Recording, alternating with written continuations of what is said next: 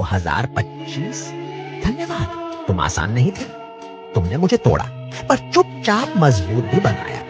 कई बार लगा कि सब कुछ हाथ से निकल रहा है, पर शायद वही जरूरी था खुद को पकड़ने के लिए। 2025, तुमने सिखाया कि रिश्ते वादों से नहीं, वक्त से पहचाने जाते हैं। जो अपने थे वही दूर हुए, और जो अजनबी थे उन्होंने सबसे ज्यादा सबक दिए। तुमने मुझे बताया कि हर दर्द दिखाई नहीं देता और हर मुस्कान खुशी नहीं होती।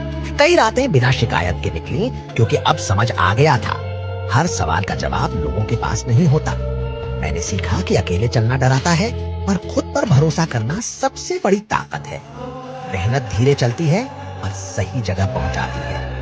2025, तुमने मुझसे बहुत कुछ छीना, पर बदले में मुझे मैं दे दिया। डीप फ्यूजी बस इतना कहेगा, धन्यवाद 2025, क्योंकि तुमने इंसान बना दिया।